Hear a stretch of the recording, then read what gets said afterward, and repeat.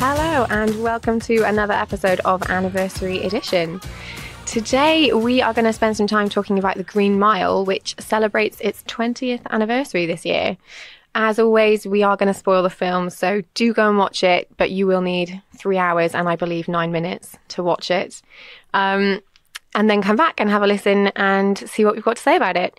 So I'm Sophie, and today I'm here with Adam. Hello. And Tom. Hello.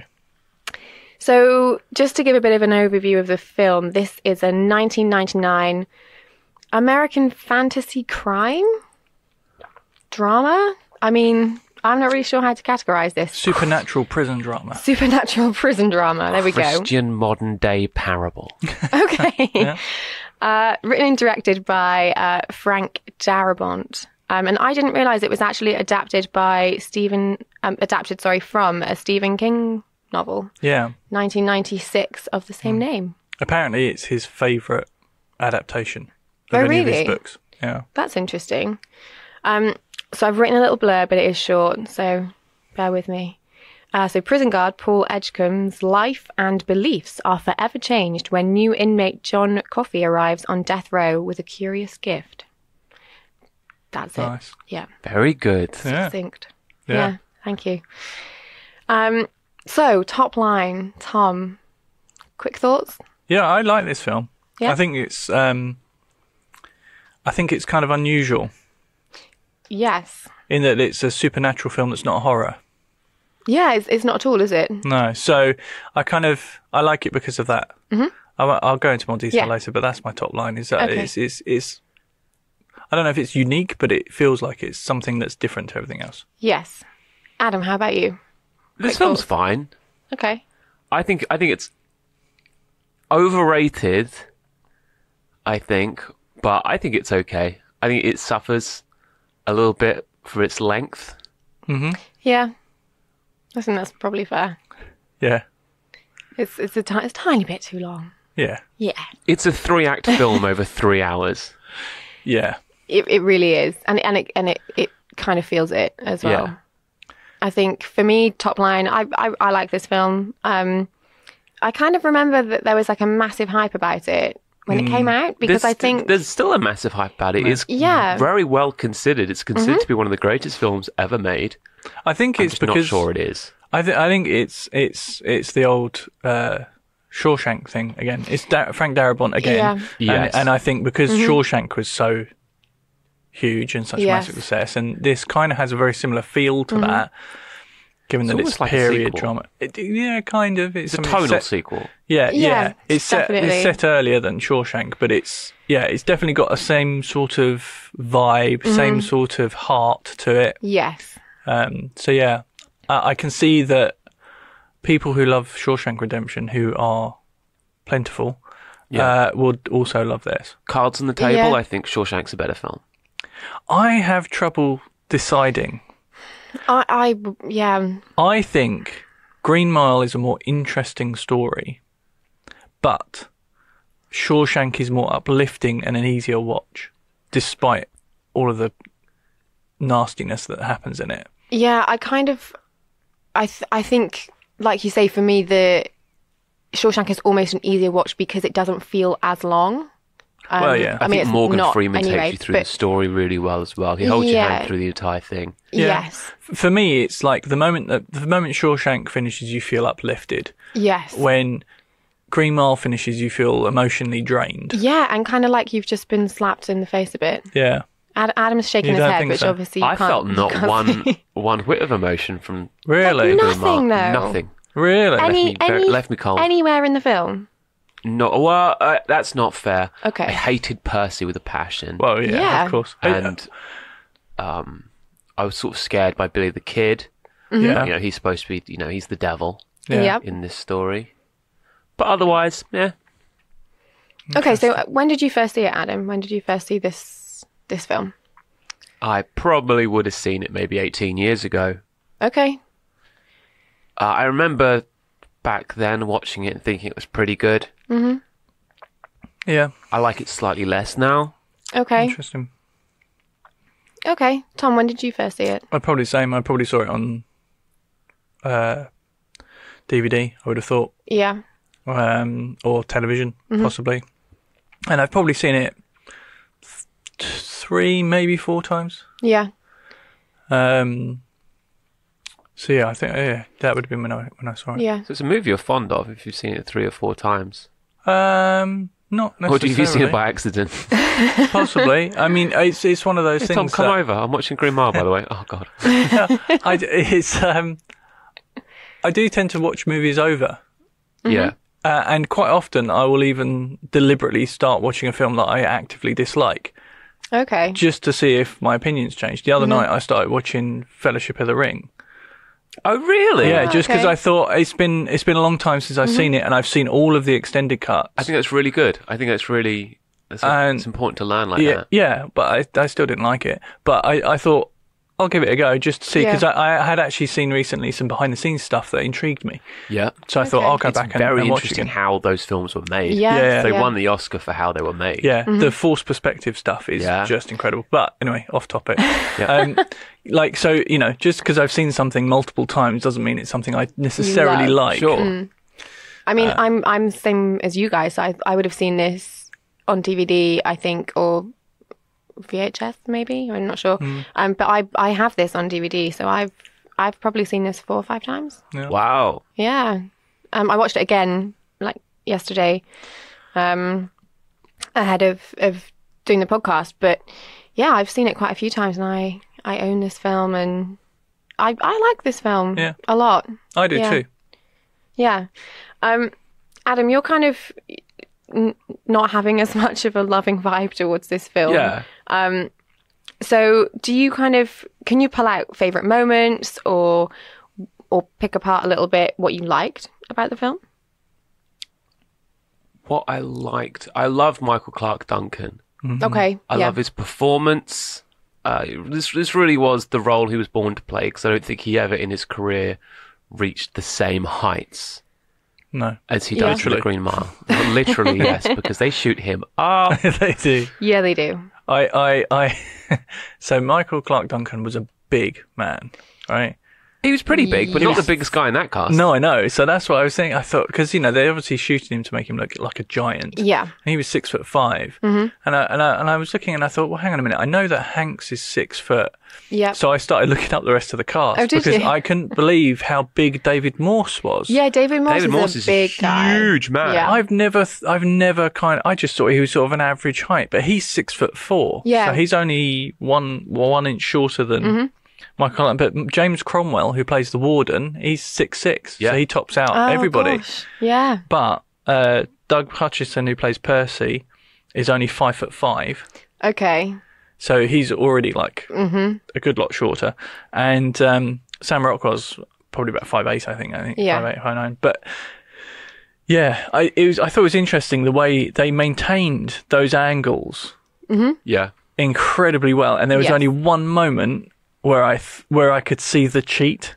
Okay. Ah, okay. And it's when John Coffey gets brought into the execution room, and they go through a doorway, and David Morse and Tom Hanks are either side of him, and they go through the doorway, and you can see that Michael Clarke Duncan isn't walking comfortably because he's putting one foot directly in front of the other, because he's on a very narrow platform to get through the door, and they're not. Okay. And that was the only time I kind of like, Clocked it. right, that's Yeah. where that's how they're doing this. I mean, Yeah. obviously it was on platforms and they were in Yes, ditches and yeah. stuff, but yeah, I thought that was really quite good. They maintained the fact that he was just this Yeah, it is. enormous man. Yeah. It's very good. I think also Michael Jeter, who played Delacroix, Yeah. Oh, yes. really, really, really good performance. Yep. Maybe the best in the film. Oh, he's sensational in this. I can't think of, with all of these actors, I can't think of bad performances in this No. entire cast I can't. in most of their careers. No, it's a solid film. I mean, And, Yeah. and solid. The solid performances actors. are great. I mean, which is why I find it so hard to believe that you felt no emotion. Because, you get emotionally invested in films. Oh, sure. Yeah. Yeah, some of the schlockiest movies as well. Yeah. Something about The Green Mile it just doesn't do it for you. Wow. doesn't do it for I find me. that really interesting. See, I get emotionally invested. My wife was just like, "Why aren't you crying?" Yeah, I mean, I do you cried. ever cry at a film? And I was just like, well, it doesn't mean I'm not feeling emotion about it. I just don't manifest it as tears.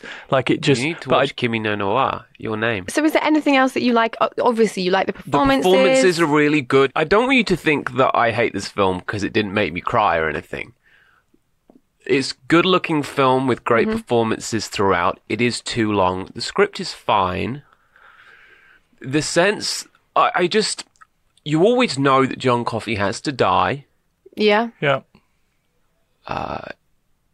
So you're never really shocked by that. No. Yeah. Delacroix's death is pretty grim. Wow. Yeah. But nothing blindsides me, so nothing upsets me. I see what you mean. Oh, yeah, I can kind of see what you mean. Yeah, because I think, of the setting, I guess. So, And because it takes so long to do things, you never get taken by surprise. Well, here's the thing. You do get taken by surprise when you watch it for the first time. The surprise you get is that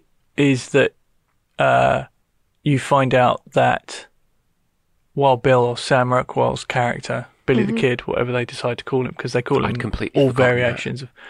I'd forgotten that. They find out that he committed the crime that John Coffey's. And you get the shock that you know that Tom Hanks knows, and then that becomes the moral quandary of does he knowingly execute a man? And that's the thing. I don't think when I first watched this, whilst you say, Adam, you know that he's going to die. Yeah. Sure, but they get him out of jail once to go and help. Yeah. Which was a very selfish act. Yeah.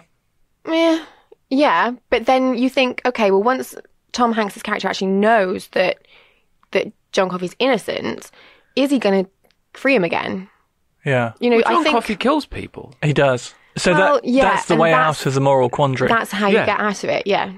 Because he doesn't commit the crime that he's convicted for, but he kills just as many people. He certainly does kill. Well, you don't know. I mean, he certainly kills Sam Rockwell. But he kills Sam Rockwell and makes the other guy as good as dead. He neutralizes him. He cancels him. Exactly. Yeah. So I think it's, going back to when we were talking about the Hays Code on the 30s. Yeah. Even though obviously that still doesn't exist to this day, this film kind of follows that quite well in that everyone gets punished for their actions, and it's that's why I kind of think it's interesting, because it dances around those moral issues, because you don't want John Coffey to die, even though you know he killed somebody. Yeah. Yeah. And he always knew that he had to. Yeah. Yeah, I mean, he's on death row, but like the setting of the film, you're on... Yeah, it's the ride you're on. You're on that track. Yeah, that's kind of where everything's going to go. It'd be too soft. I think Stephen King was on record as saying, the reason John Coffey is a black guy is because he needed the audience to believe and know without a shadow of a doubt that someone would be thrown in prison for a crime that he didn't clearly commit. Right. And would be sentenced to death with no fair trial essentially. Like he needed that, and the best way to do that in that time period, or probably even now, it's very much now. Yeah. Which is in history. Which is just horrible, awful. Yeah. But so I kind of think that's kind of interesting. So like you say, he's going to die. And you could put that down to just the fact that he's a black guy in the prison system. 100%. On death row. If he was a white guy, there'd be a chance. Yeah. James Cromwell, who, often plays these sort of complicated characters. I could have thought if that was a white guy, James Cromwell would fight for him. But seeing he's a black guy, he wouldn't. Yeah. He picks some interesting roles, James Cromwell. Yeah, I mean... You never know which way he's going to go, because sometimes he plays... LA Confidential. That's another 3-hour movie we should watch at some point. Yeah. He's great in this as well. Yeah. But everybody is. Yeah, they are. Are there any other kind of sort of moments that you think are great in this, Adam? I don't know. Maybe come back to me on that. I'll think about it, because I think it's worth talking about the quality of the performances of the villains of the piece, however much I didn't like looking at them. Yes. But that's the reason you hate them so much, is because they're so good. They are so good. Yeah. Tom, how about, before we talk about kind of characterization and villains and that kind of thing, do you have sort of favourite moments in this, or can you pick any out? I like I like the whole scene around Mr. Jangles when Delacroix and the warden and Brutus are talking about what's going to happen to the mouse. Oh yeah. And they make up this like Mouse City, and he completely buys into it. Mm-hmm.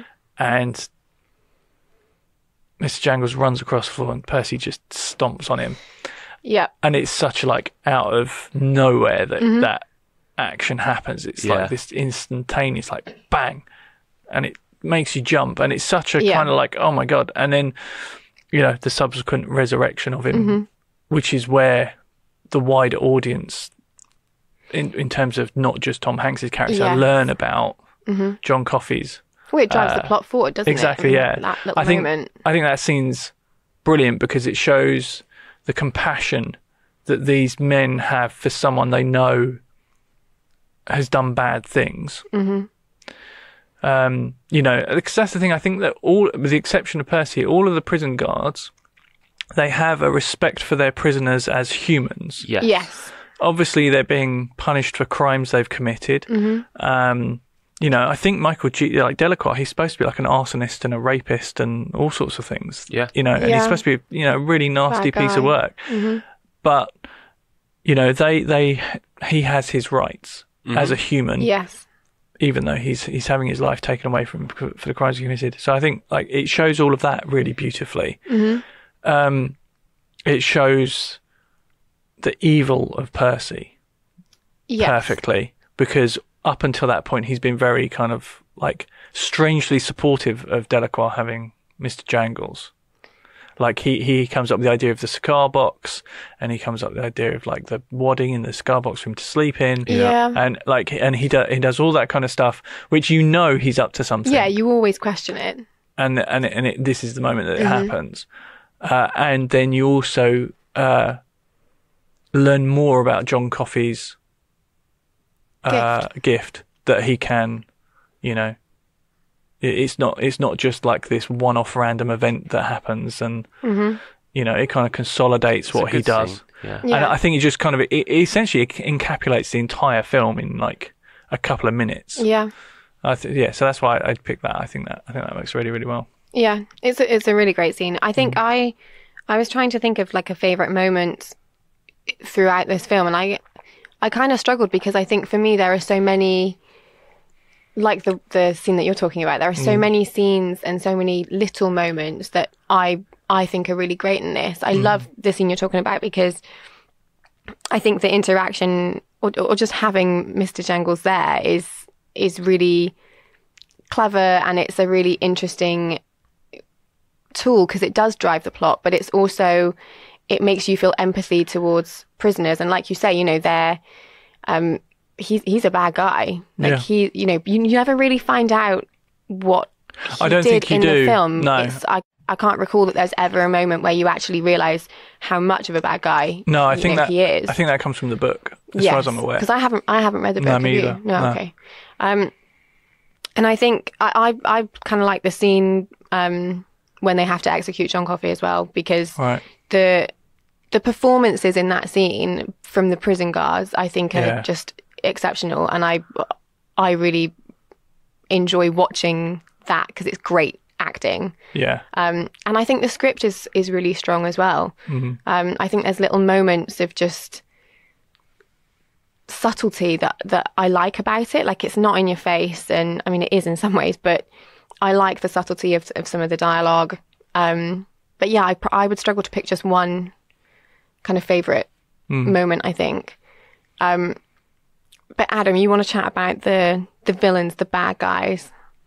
Yeah, so there's probably an interesting dilemma when you're creating the story of the Green Mile, in that you're placing a group of prison guards on a set with some serial killers, arsonists, rapists, what have you.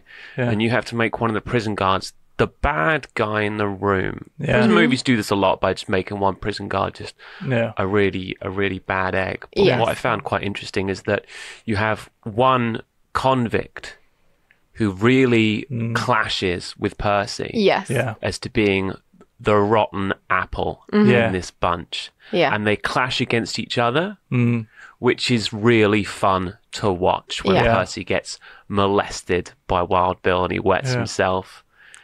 It's Because in that moment, I think, like, when you're first watching it, at that point you don't know what Wild Bill has done, so you just think he's kind of almost kind of slightly comic relief in a way. Yeah. well, he's clearly mad. Yeah, absolutely. And you're properly on his side because of what he does to Percy. Yep. Yeah. And that gets completely flipped when you find out what he's done.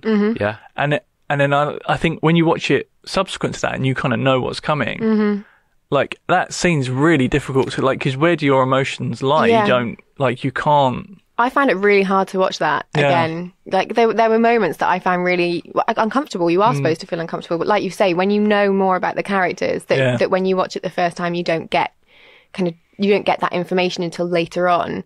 Like you say, everything sort of changes and your perception of the characters shifts. Yeah. I still prefer Wild Bill to Percy. Really? Yeah, I know. Wow. I know. Okay. I feel like deep down Percy would kill people. Oh, yeah. I mean, he he does. would. Yeah, I I mean, he mean- tortures someone. Yeah. But Yeah. it was only a matter of time before he also graduated to being a killer of men. I think so too. I think, Yes. I think that's one of the fascinating things about this. Yeah. But then whilst Wild Bill killed and I guess he raped those girls? I think so, Yes. yeah. Yeah. I mean, he's just mad. Yeah. I mean, he's just fully, like, his brain doesn't work, right? Yeah. Percy wants to kill people because he wants to kill people. Yeah. He wants Yes. to, he gets pleasure from it. The only That's reason the he's thing. in that job is because he wants to kill people. Yeah, he wants Yeah. to be up close and So, he wants to watch. I guess Yeah. where my head and my heart goes is that, you know, I'd rather side with the guy who's mad, who isn't in his right mind, but killing Right. people, So rather than the guy who is. yeah, so basically while Billy the Kid, he's got no kind of, like, any comprehension of his actions. No. No, he Seemingly. hasn't. He just seems to just He just do wants things. what he wants and Pure he wants to do it. compulsion. Yeah. Whereas Percy's calculated. Yeah. But he does show a little bit of kind of awareness and calculation, though, in the flashback that Tom Hanks's character gets, because he's a Yeah, painter that's true. on Yeah. on the farm. Yeah. So it's not like he's just walking around town. No, You know, that's true. It's true, and it's a bit strange because you can't imagine that character being a painter. But he's Yeah. opportunistic. Yeah, you can't imagine him controlling his wild side, but like yeah. you say, he is calculated because he has to control it so yeah. that he can be opportunistic. That's true enough. I guess, you know, and he does do the moon pie setup and Yeah, payoff. so Yeah. he is. So yeah, he there is is an element of calculated. He is calculation. Yeah, just. you're right. He's just more obvious about the fact that he has no morals. Yes. yeah. Whereas Percy has the pretense of like, no, I'm a moral person, you know, I work on death row, that's a hard job. You know, I put bad guys away, I push the button, I'm in charge, and he wants to be that guy. But it's all about control and power for him, and like you say, you could just see him just slipping and shifting to being a calculated killer. There's no doubt in my mind. No, he totally would. yeah. Yeah, no doubt Yeah. in my mind. And Yeah. he's just, I forgot how gross he is. Yeah. Like the second he was on the screen and I was rewatching it, I was like, ooh, you make my skin crawl. Yeah. He's just horrible. I think for me, it's like the only thing that I know that I have seen him in, other than this, is one of the most famous episodes of the X-Files. I think it might even have been. It might even have been like the third episode or second episode of the first series, and he played a character called Eugene Victor Toombs. Oh, Toombs, yes. Yeah. I Okay. was thinking, like, was he Yeah, Toombs? and it's literally like Toombs was a great episode. and it's literally just one episode, but he was such an impactful character that he's become one of the most well-known Oh, wow. characters associated with the show. The I didn't know X-Files, that. Yeah. as far as I'm concerned, that show launched with Toombs. The X-Files Yeah. came out in the UK, and Yeah. then before I knew it, I was like, oh, the X-Files, I don't really know much about that. And before I Yeah. knew it, everyone was saying, but have you seen Toombs? Yeah. Oh, really? I don't think Yeah. I've seen that episode. It's a great standalone episode. in that he plays a man/creature that every 7 years comes out of hibernation, and is it livers that human Bile. livers or bile? Yeah. It's something like that. He collects, but he every person he attacks, there's never any sign of entry into the properties. And it transpires that it's because he can stretch. Almost like Mr. Fantastic style, but he can squeeze himself through very, very small spaces like a snake kind of thing. So super creepy, but yeah, and he plays it.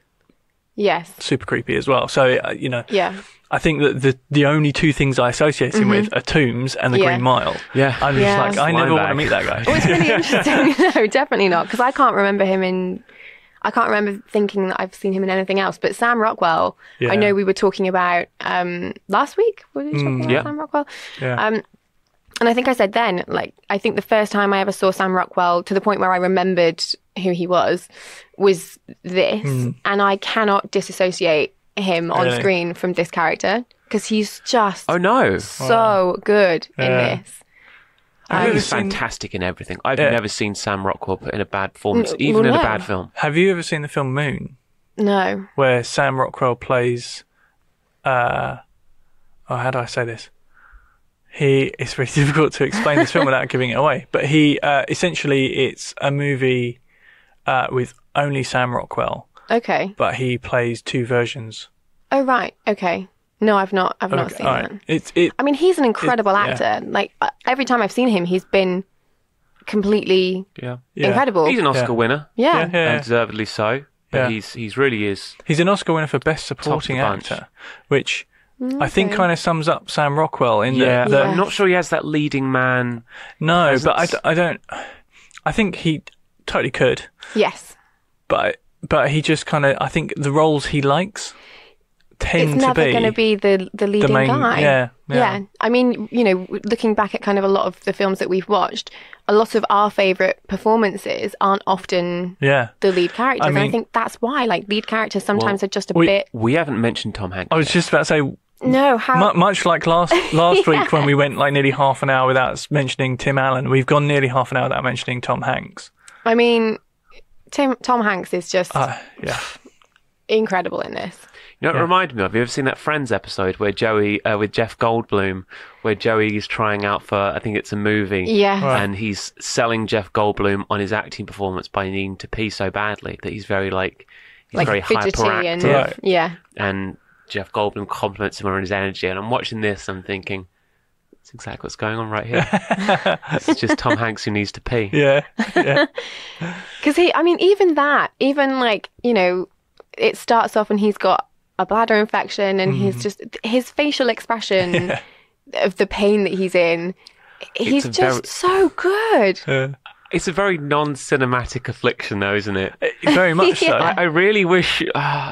But what's so funny is that... He just needs to pee so badly. I know, but the thing is that what sells you on the fact that John Coffey has a supernatural power is the moment when Tom Hanks enjoys having a pee. Yeah. Yes. And it's his performance of just like 4 bangs that in one night. Well, yeah. Like, and it's just that moment where he's just like, "This is the best pee I've ever had in my life," kind of thing. And he acts that, and you can see it, and you're like, "Okay, something's happened here." I mean, he is just so good in this.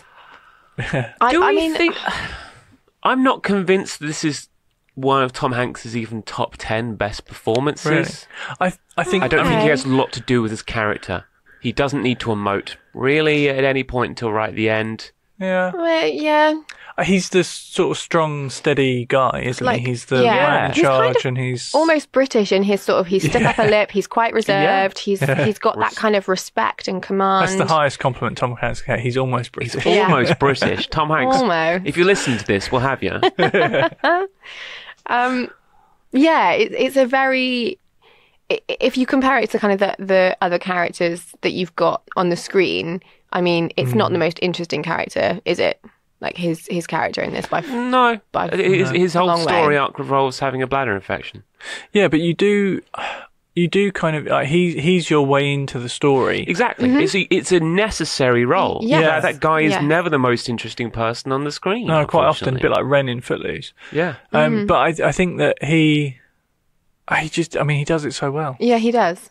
He does. He just delivers it perfectly. And yes, he does, but I'm just not convinced this is one of Tom Hanks' better performances. But not because it's a bad performance, it's just he's done not a particularly complex role. Yeah, the character Tom isn't Hanks there. is capable of doing so much incredible work. Yeah. I'm not convinced on this one. Don't hate me. Right. So do you have, if Tom Hanks isn't your favourite in this, do you have a favourite character? Do I have a favourite character? Or favourite performance? Either or both? Sam Rockwell's obviously running wild, which is what Sam Rockwell can do extremely well. I'm not sure I want to say it's my favourite performance just because the character makes my skin crawl. David Morse He's good. is very, very good. He gets to be a slightly more personality-led character, but in a similar role. He's still got that compassion. Yeah. Also, he likes cracking some skulls every now and then. He reminds me very much of Russell Crowe in LA Confidential. Yeah. That kind of like big, brutal guy whose nickname literally is Brutal, Yeah. who does have a soft side, but has a very kind of strict moral code, and kind of, you know, he walks that line. Yeah. It makes you think when Tom Hanks leaves the Green Mile after after Coffee gets executed. It's in good hands. Yeah. Morse is almost going to be better at it. Yeah. Yeah. Yeah. I mean, for me, I wrote down loads of the actors for this. I've said, like, you know, Tom Hanks is brilliant, but I just love David Morse in this film. I think he's brilliant.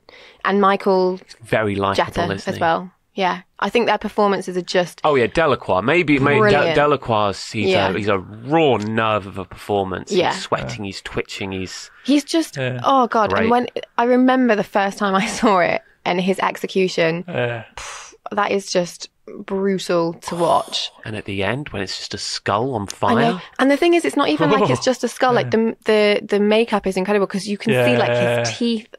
I mean, and like the coming up to his jaw. It's just... Oh, yeah. Do you know how long it takes to execute someone via electric chair? No. It can take anywhere between 2 and 15 minutes. Oh my gosh. Electric chair was never a great idea. It's supposed to be more humane barbaric than hanging, which is... I mean, if you're doing hanging, right, it's almost instantaneous, right? Yeah. You break but neck, hanging, right? the fact that hanging has a percentage of hangs that just end up with a guy being strangled Yes. and, you know, able to, you know, And at worst, decapitated. yeah. But yeah, no... Guillotine. Yeah. Honestly. Interesting. Well, yeah, guillotine is probably the most effective and quickest. Yeah. Because I got in a bizarre... I'm kind of thinking, well, you know, this is obviously clearly not an It's effective a way to kill crap somebody. way of doing So I it. thought lethal injection must be the things. But the longest execution in US history was a lethal injection in Really? 2014 Oh, that God. took 3 hours. Oh my goodness. Oh, Yeah, wow. That is... which is horrific. That I is must have horrific. had a hell of a lot of adrenaline in his system. Yeah. I mean, I think one of the Or witnesses none? said it was just like watching a goldfish out of water. There's this guy gasping for air Oh, because they that's couldn't. It awful. just wasn't working. So it's like, yeah, thanks. Wow. I know. It's just Yeah. like, it's just crazy. I can't, you know, the fact they still even have capital punishment today. Is Yeah, I mean, just the concept insane. of it Yeah. is... Just, yeah.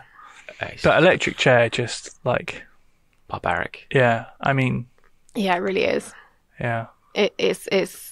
I mean, we haven't really talked about that, I suppose, but Yeah. to the actual setting and the fact that it's Yeah. on death row and the fact that Yeah. these guys just come into these prison guards' lives and they're there for X amount of time and then they, you know, off they go and they execute them. I mean, I don't even know how they do that every day. I mean, I appreciate, obviously, you know, we're watching a film, but Yeah. just the concept of that alone and, like, you know, how you wouldn't get attached to prisoners and they have such respect for them. Yeah. But I guess they always have that knowledge of, but you're here to die. Got a job Yeah. to do. It's a very weird, like, Very weird relationship dynamic. and dynamic that you're watching, and maybe Yeah. that's why people rate this film so much. Because I can't really think of any other film that's like this in terms of death row Yeah. that kind of has that character exploration and relationship exploration between prisoners and prison guards. I can't imagine how you could be the person in the middle. I kind of feel like you're either going to be someone who can't do it, Yeah. or Percy. Like Yeah. I can't see the middle There ground are there. a lot of people Of in course this there are. world who are extremely pro capital punishment. I know. They want revenge on Yeah. criminals. Yeah. Extreme revenge on Yeah. criminals. It's just like, but I mean, in terms of being the person that does it. Probably a majority of people in the world. I don't get it. I don't see any evidence that capital punishment has ever worked in No. in the history of humanity. But the majority of people are pro capital punishment. But it makes me wonder what sort of mental state do you have to be in Yes. to be able to do that job? Like, What part of your brain do you need to be able to switch off? Like, How can you do you suspend have your to have? emotion? Yeah, do you have to have a dissociating personality disorder Yep. to be able to do that job?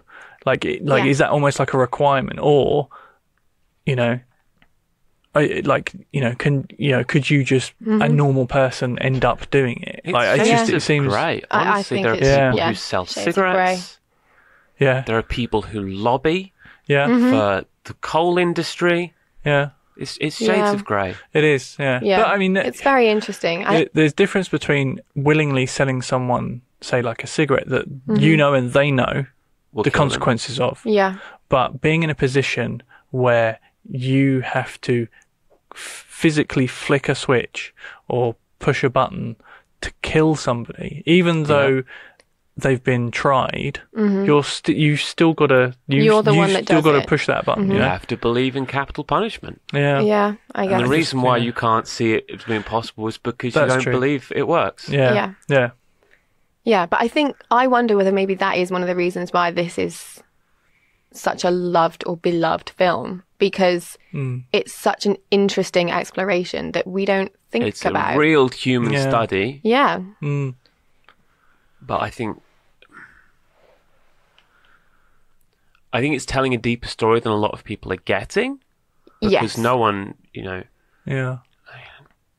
apart from Delacroix, who actually did stuff, no one really dies who deserves it. The guy before The him, first the guy. first guy, whose Yeah. name I can't remember. Capital No. punishment. Um, But again, because of he the way he murdered someone in.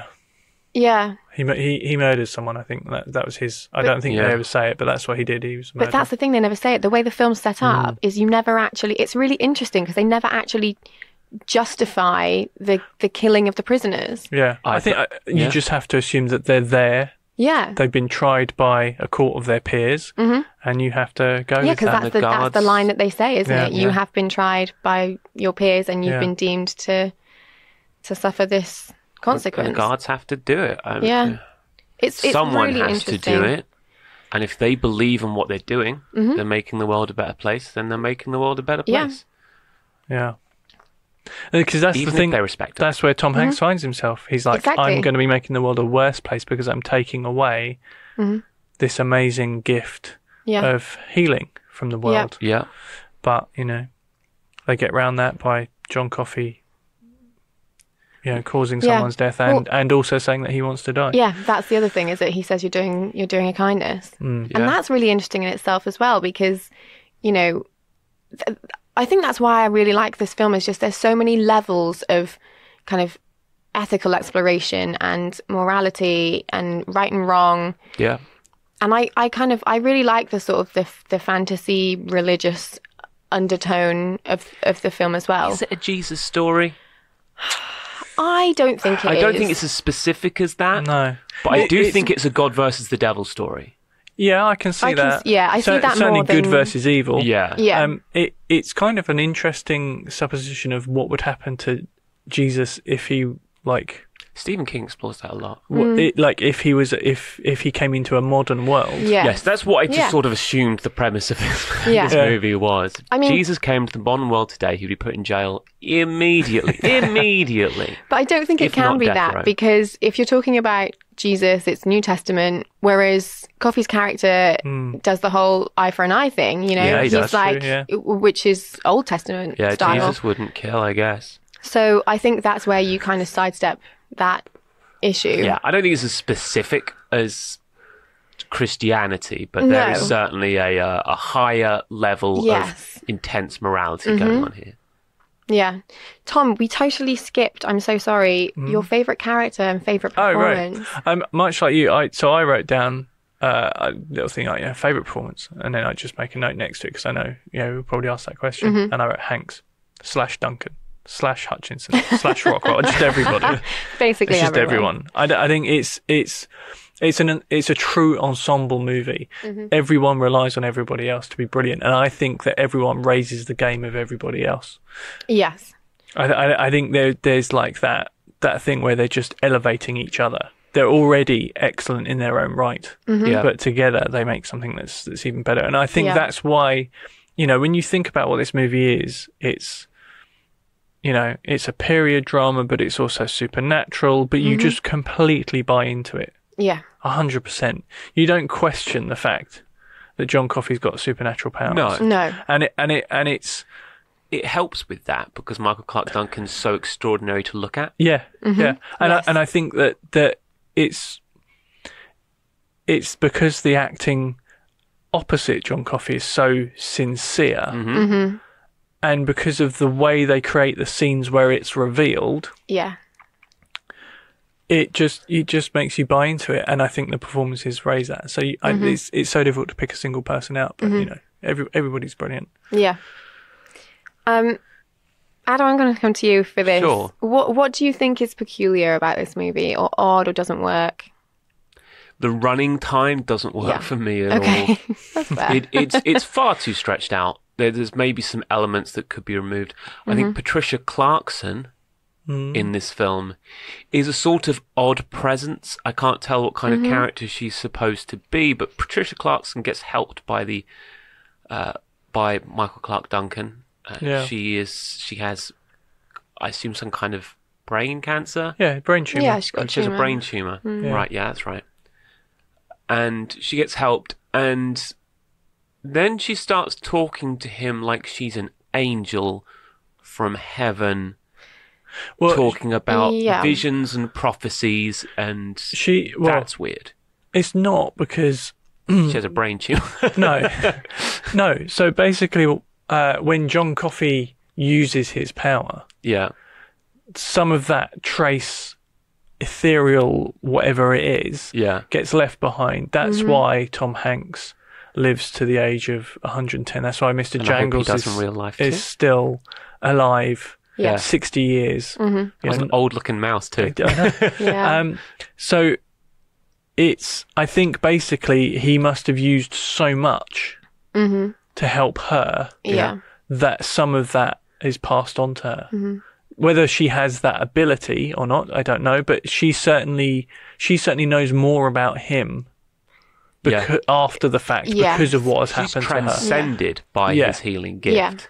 So she is healed, but she doesn't go back to what she was before. She becomes more. So it makes sense retrospectively because you only find out about the power sharing thing later on when John Coffey reveals who the real villain of the piece is.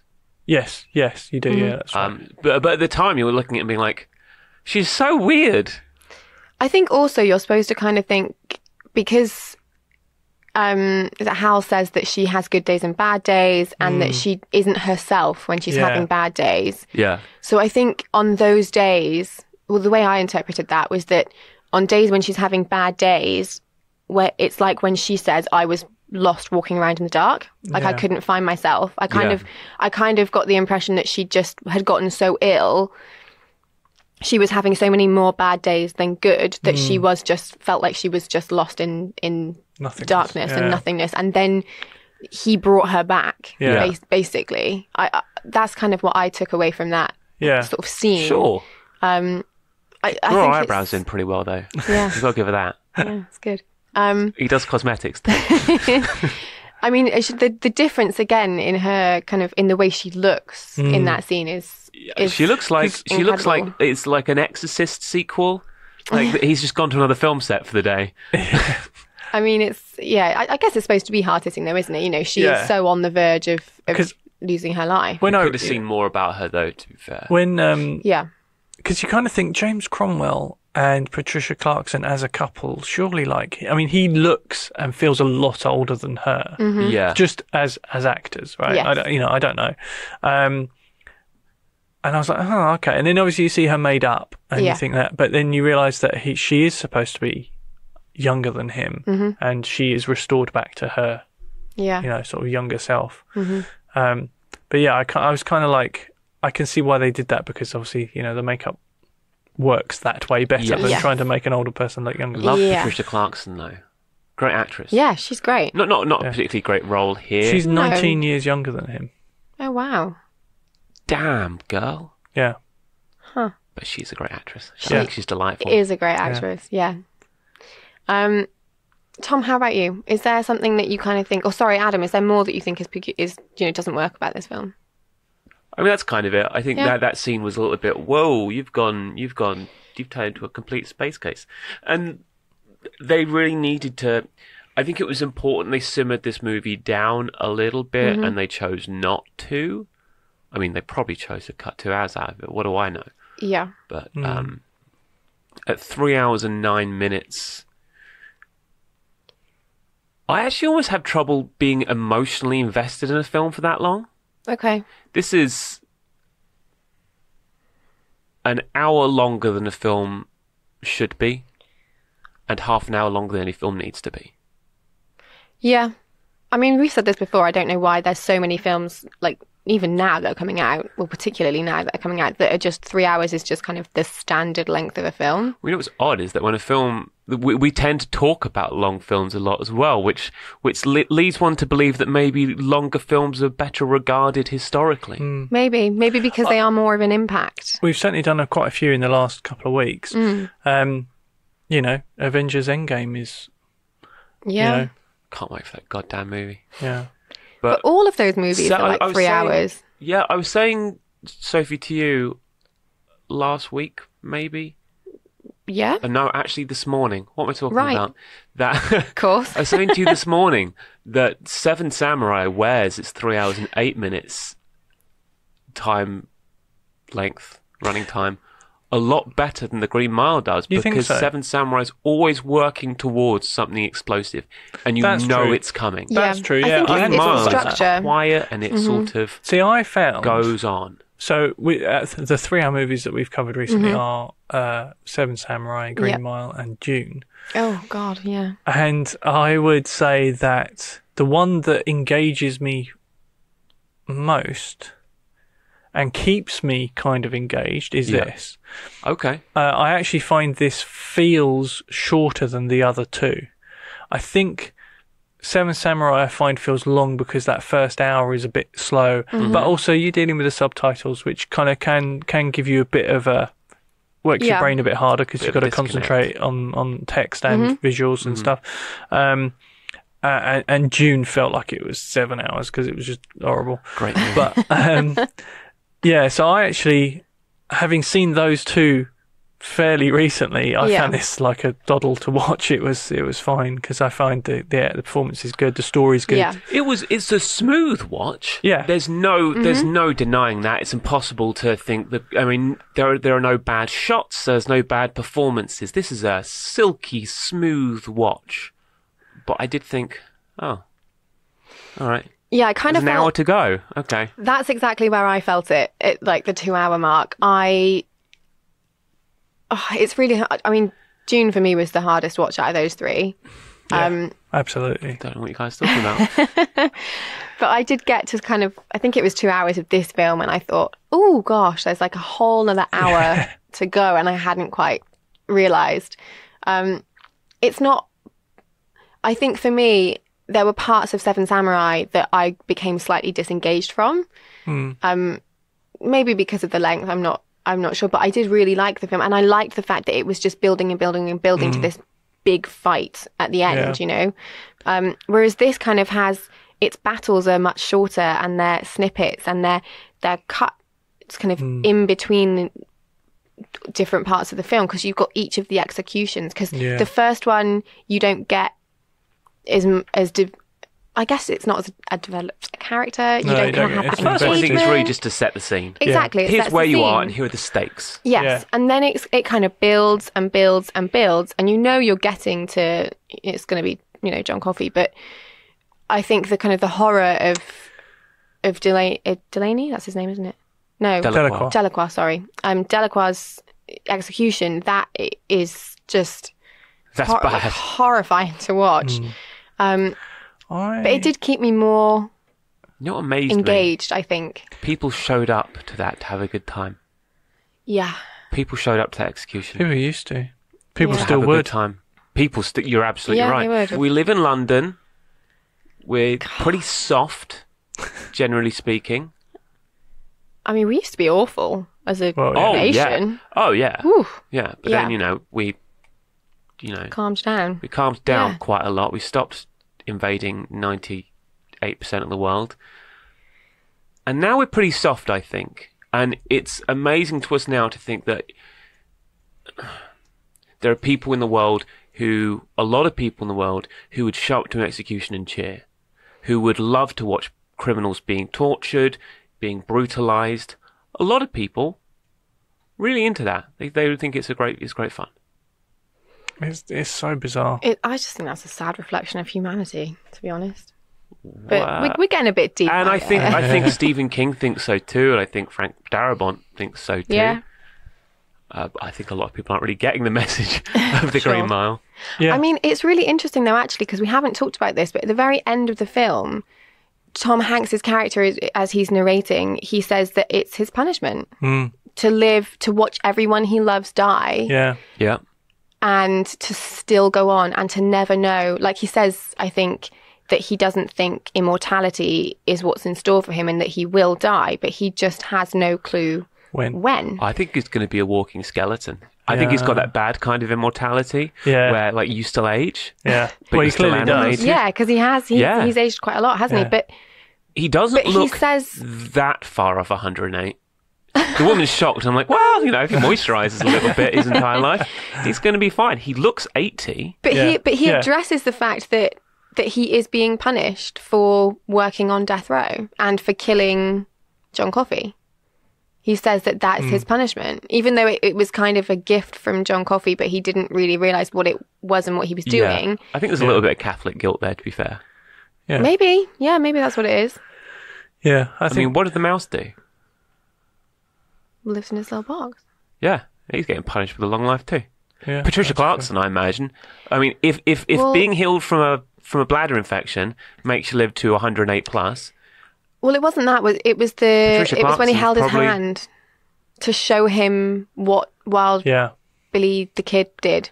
oh, so that was more That of was- a That was power more of a- infusion. Yeah. So I Okay. think her character would Guarantee you, be Patricia fine. Clarkson starts aging in reverse and then starts over again. She's still alive today. But yeah, I kind of found that really interesting, and I hadn't realised it's so sad at the end, like with him outliving everybody It's a that you sad love. film. I mean, God, Yeah. that's just horrendous. Could have done without that bit. Anyone else? Yeah, The old man, Tom Hanks. No, I think that Section. works. I think that works because I think I think its purpose and what it does is it just completely consolidates that supernatural power. Like Yeah, it does. it's not just this thing happened. It has lasting effects. It was it makes it even more significant. Yeah. It, it kind of. yeah, it does. The old woman in the nursing home with him, she was gullible, isn't she? She's gullible as anything. I mean, He tells this story. She sees a mouse and she goes, "It's the same mouse." It was a story. How do you even recognise the mouse? I mean, What? you could say, yeah, you know, She's gullible. different mouse. Guarantee. Give me Perhaps. 5 minutes alone in the room with her. I'm getting all her inheritance. What? No Well, time I was at going to all. say, what happens if none of this happened, and that old guy is just setting up a con, 100%. It's and exactly. he's just going to rip her off, and that's it. He's going to rip her off. Oh Yeah. man. Yeah, getting a will. Invest in this mouse. Yeah. I'm going to start a mouse city. Yeah. Is there anything else that people think is a bit odd about this film? I really like it. It's a solid film. Yeah. It's hard to say things there are a lot odder things than the slightly stretched out runtime. Yeah, the and runtime Patricia is... Clarkson, who's yeah. a little bit loopy. It's a solid film. Yeah. So, I mean, for me... It's built strong. It still really holds up as a great film. Yeah, I think so. I mean, you do have to kind of be invested to watch it, to sit in for that length of time. But I think it's a great film. I think it's really good. I think the performances are outstanding. I like the story. I think it's really interesting. And I love the layers that you can actually, like, you could do a proper kind of deep dive into all the kind of ethical issues of this. And I think, and it's not just, you know, you've got death row, capitalism, right and wrong, good and evil, inner morality. There's so much going on there. I really rate this. I think for me, it's a great movie. Yeah, I think so. Would you have liked it as much if John Travolta accepted the role as the lead? I'm gonna say probably not. Oh, Travolta hate? No, I mean I love John Travolta. He's great. I just don't think he would have worked as well in this film. No, he would have He would have, I think, portrayed it more as like a kind of hard man role, and I or maybe that would have been association of him, you know, being in roles where he's a bit more hands-on than kind of Tom Hanks's characters. Well, Tom Hanks took this role because he had to turn down the role of Andy Dufresne so that he could play Forrest Gump. Right, so then he got to do this. I think it all worked out in the end. Yeah, even though I do prefer The Shawshank Redemption. The Shawshank Redemption is a great film as well.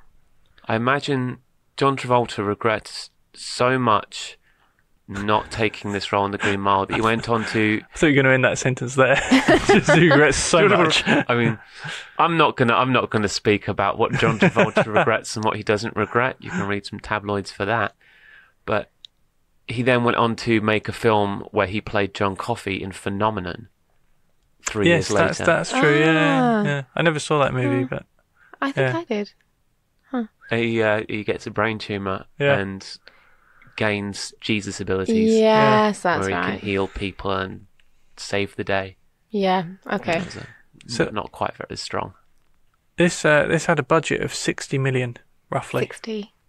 Which isn't huge. No. Cumulative worldwide gross, 286 million. Wow. 800,000. So this was huge. Yes. Made great money. Yeah. It's honestly they went and they got the very best actors, but not the flashiest actors. Just the most workhorse quality actors they could find. Yeah. I think the casting is built the set. Phenomenal. Yeah. They built the set, they built the Green Mile all as one set. And they could just roll with it. Yeah. It went over time though, didn't it? I would imagine so. I don't went know. over time in the shoot by a couple months. Wow, that's a lot. Yeah. That is a lot. So Adam, how about you? Is it still a good film? Or is it a good film? I don't think it's aged at all. No. Okay. It's a good film. If anything, I liked the extra grain that the film gives it that it wouldn't have if it was a digital. Yeah. It kind of just feels places right. it. I mean, it's like we said before. Period movies have a tendency to date less. Yes. Because they're very distinct in their style and place. And the special effects are done to such a subtle degree that they kind of integrate really well. Yeah. Yeah. So, definitely. yeah, I think it really does hold up, and I think it will continue to do so. Yeah, and for you, Tom, it's a good film. You enjoy absolutely, this. Yeah. Particle effects aren't great. Well, I mean, they're not bad. They don't like leap out at you as being awful. No, they're not shocking. They're a C+ effect. I think they fit. I think they work. Yeah, I don't think they need to be. They could have pulled off more. like a black smoke, and it would have been seamless. I'm just picking holes just nitpicking here. It was a weird sort of standard particle FX minus gravity. See, I can never work out. I've tried to look closely. I can never work out if they're supposed to be flies or not. No, They're just particles. I think it's just black particle effect. Yeah. Right. Yeah. So, thumbs up. I think you should go and watch it. It's a great film. Yeah. Adam says I think maybe if you watch listen to this podcast, you've already decided to watch it. Oh, yeah. If you're obeying by the Very true. rules. Go and tell your friends to watch this film if they haven't seen it. If they've got 3 hours to spare and they thought The Shawshank Redemption was really good and they're looking for something almost as good, you in time to watch Green Mile, and that'd be fine. If they thought The Shawshank Redemption was really good, they will have already seen The Green Mile, because Yes. what that's kind of fair. rock do you live under? Yeah. So that's us on The Green Mile. Next week, we are talking about Clerks. Yes! Yes, much excite from many people in the room. Yeah. I'm excited to talk seems. about Clerks. Divisive film. It's Yeah. going to be, but one that is so zeitgeisty.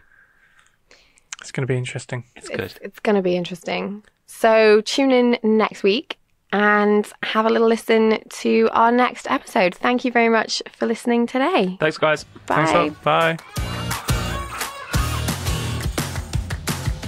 This podcast was recorded in the Upbeat Studio in Soho. For studio inquiries, drop us an email on studio@upbeatproductions.com. You can also find us on Twitter. Head to @upbeatprod to see what we're up to, and @upbeat_ents for our film coverage and entertainment news.